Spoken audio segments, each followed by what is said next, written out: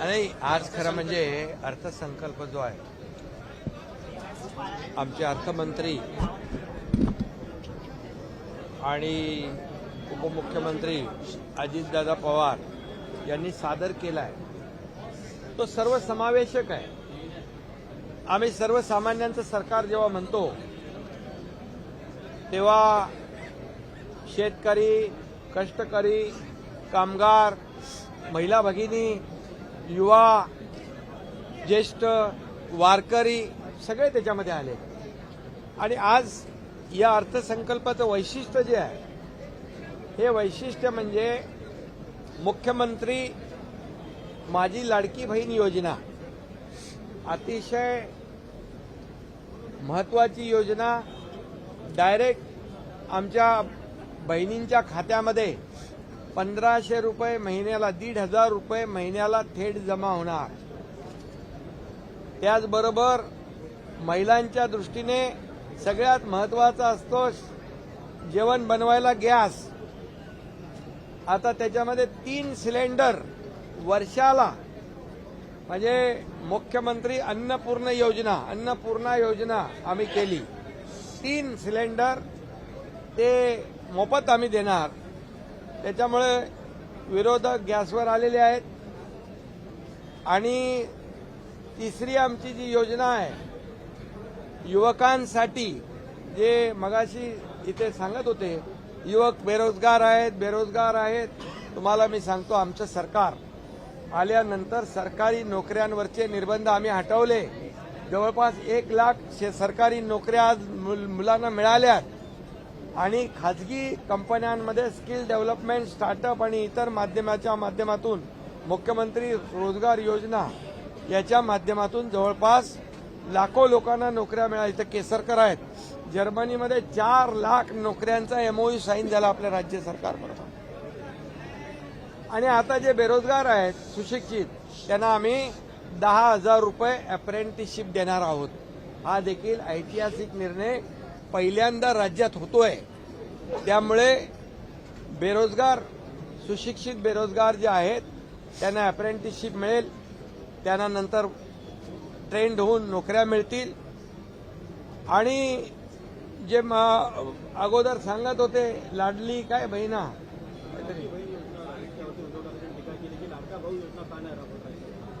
नाही लाडका भाऊ योजना तर आम्ही केली ना, 10,000 रुपये देतोय. पण त्यांनी तर 2.5 वर्ष लाडका बेटा योजना राबवली. त्याचं काय? आणि म्हणून बरोबर आहे ना, लाडका भाऊ पण आम्ही घेतला, 10,000 रुपये देतोय.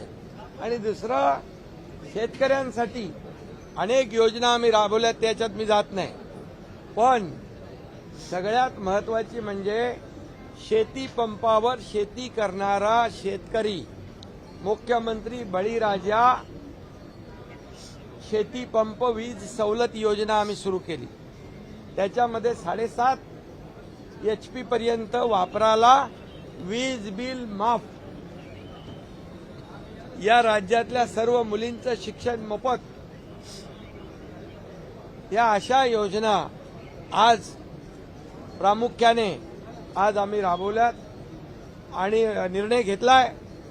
आणि मी एवढंच सांगतो की अजितदादांचा अर्थसंकल्प आहे आणि दादा हे वादा को पक्का आहे,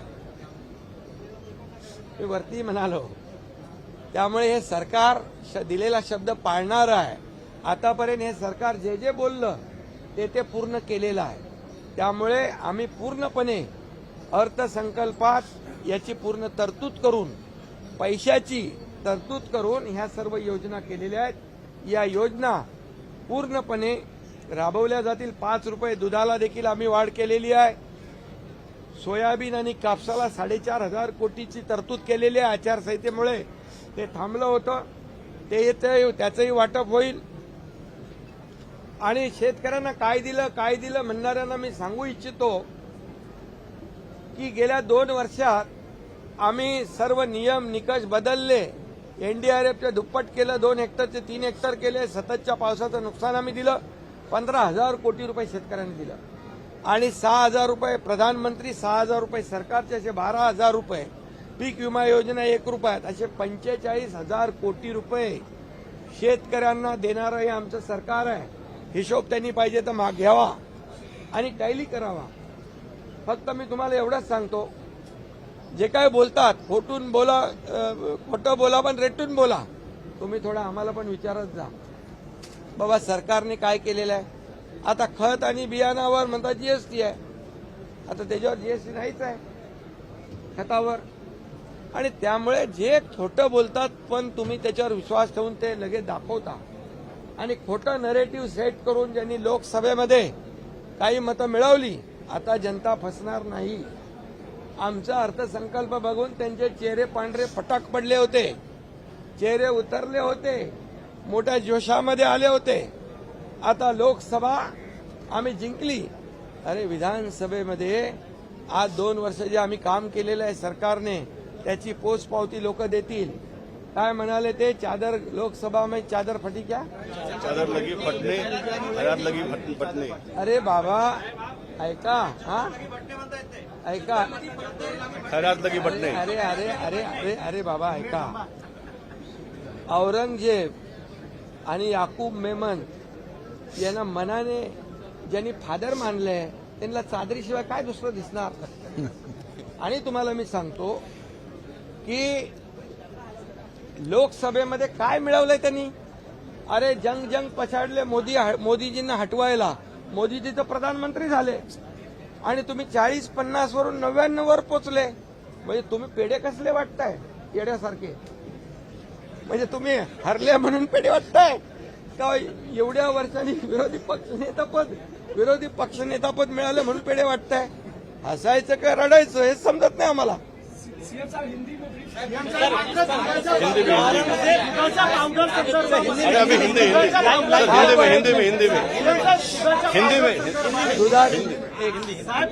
आज का जो अर्थसंकल्प अर्थ मंत्री और उप मुख्यमंत्री मेरे सहयोगी अजीत दादा पवार जी ने जो सादर किया है, उनका मैं बहुत बहुत अभिनंदन करता हूं. ये अर्थसंकल्प जो है सर्व समावेशक है. महिला, युवा, किसान, ज्येष्ठ, वारकरी, सभी लोगों को आगे बढ़ाने वाला, उनकी उन्नति, उनकी प्रगति करने वाला, उनको न्याय दिलाने वाला ये अर्थसंकल्प साबित हुआ है. और इसलिए मुख्यमंत्री माझी लाड़की बहन योजना 1,500 रुपया डायरेक्ट डीबीटी वो हमारे बहन के खाते में जाएगा. 3 गैस सिलेंडर, चिंता रहती है ना बहन को, गैस सिलेंडर खत्म हो गया, बढ़ गया. 3 सिलेंडर राज्य सरकार मुफ्त में देगी. और ये सिलेंडर देने की वजह से विपक्ष भी गैस पर आ चुका है और ये भी हमने शुरू कर दी. दूसरी अन्नपूर्णा, मुख्यमंत्री अन्नपूर्णा योजना.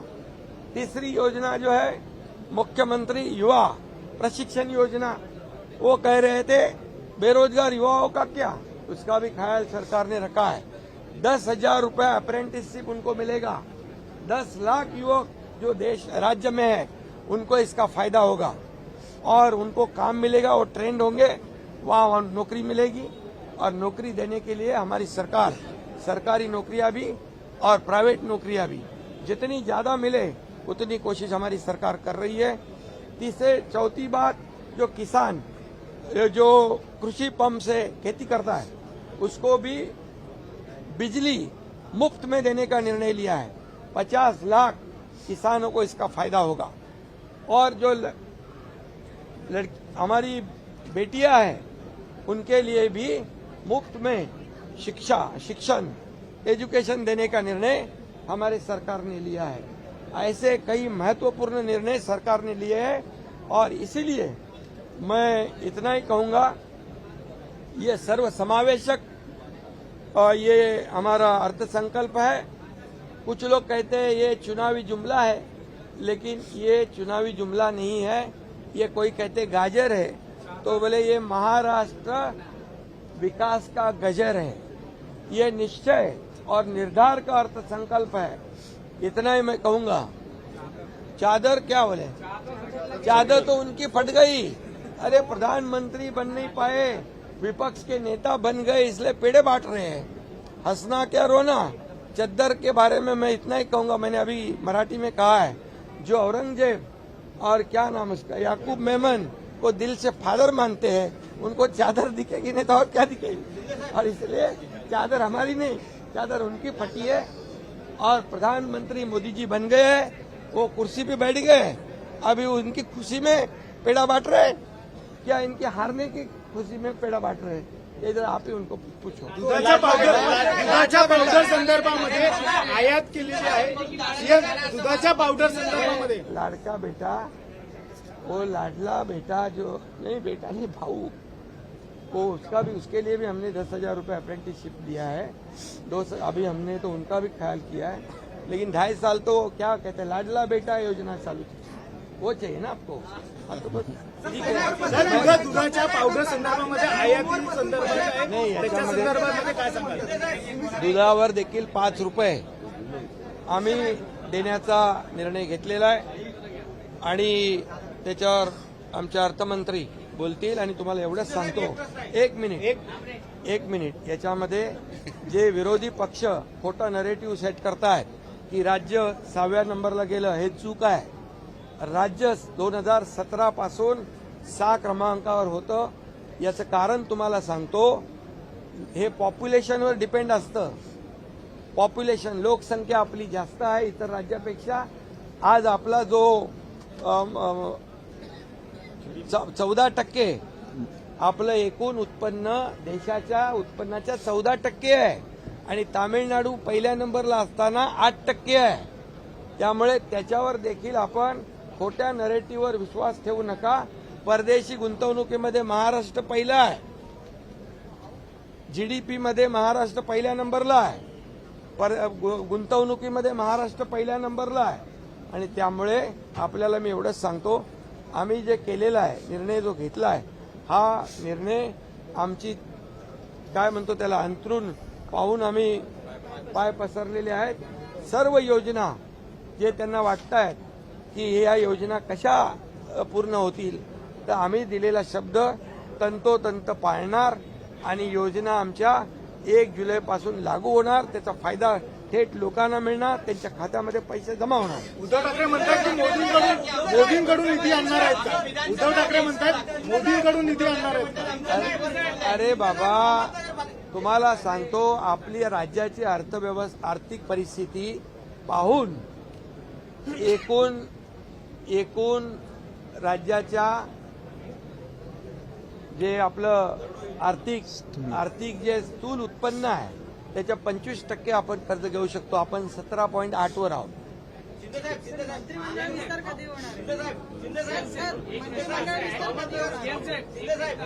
नाही, आता तुम्ही अजित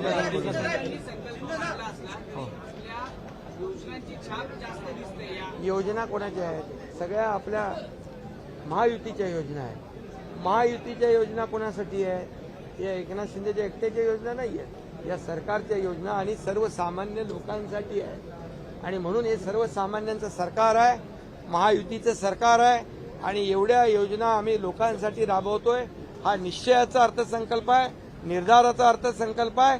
आणि पुन्हा होणाऱ्या विधानसभेच्या निवडणुकीमध्ये जनता त्यांनी जे खोटं फसरवून मतं मिळवली त्यांचा पर्दाफाश केल्याशिवाय राहणार नाही। वारकऱ्यांना पण पहिल्यांदा 20,000 रुपये दिंडीला दिले आम्ही। आज मुख्यमंत्री वारकरी महामंडळ स्थापन केलं, त्याच्यामध्ये पण पोटदुखी। वारकऱ्याने टाळ वाजवून त्यांना दाखवलं।